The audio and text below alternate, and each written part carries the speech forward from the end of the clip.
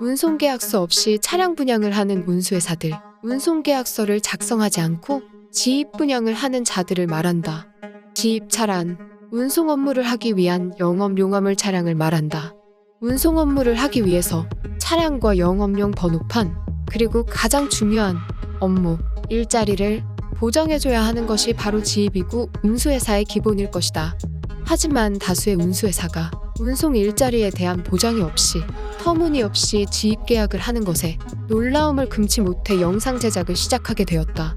일단 운수회사라면 물류운송을 위해 원청 화주와 사용 차량, 운송 품목, 근무 시간, 코스, 휴무, 계약 기간, 운송료 지급일, 유류비, 도로비 지원 여부 등이 적혀있는 운송계약서가 있어야 할 것이다. 운송계약서 또는 운송용역계약서가 중요한 이유를 모두가 알아야 하기에 앞으로 거론하는 내용을 꼭 새겨두기를 바라겠다. 운송계약서에 명시된 일자리에 투입될 사람을 모집하기 위해 운수회사는 운송계약서를 기반으로 차주를 모집하여 해당 내용과 관련된 업무의 보장을 받아야 하지만 여기서 지입차 계약을 할 시 운송계약서에 대한 내용은 확인 또는 명시되지 않으며 위수탁계약서로만 계약서를 작성하는 경우가 허다하다.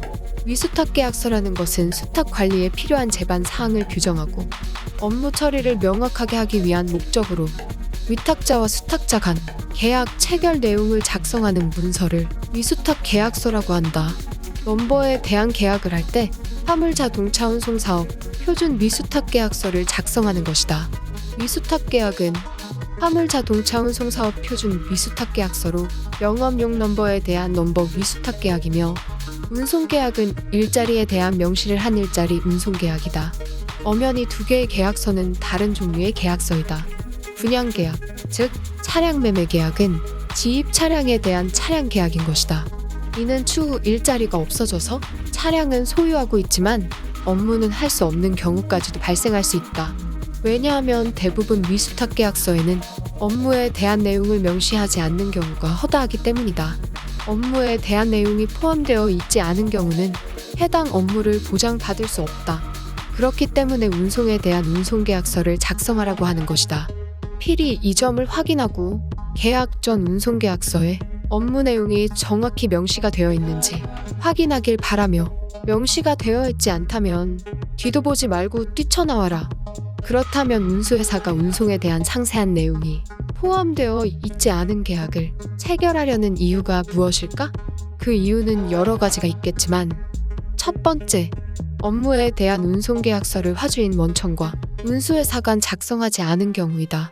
이 경우에는 운송계약서가 없기에 계약되어져 있는 보장된 일자리가 없고 구두상의 계약 또는 확인되어지지 않은 일자리를 가지고 있는 경우가 많다. 즉 일자리를 보장할 수 없다는 것이다. 두 번째, 근무 조건이 내가 계약한 내용과 다른 경우이다.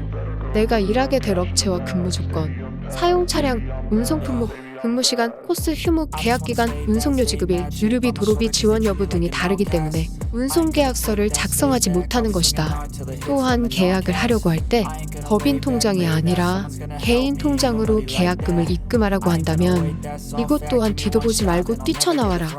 세금조차도 제대로 내지 않으려 하는 목적일 가능성이 크다. 합법적이지 않은 곳이 어떻게 합법적으로 일을 하겠는가? 무조건 계약 시 근무 조건이 명시된 운송계약서를 작성한 것을 확인하라. 계약서에 명시된 내용만 당신을 지켜줄 것이다.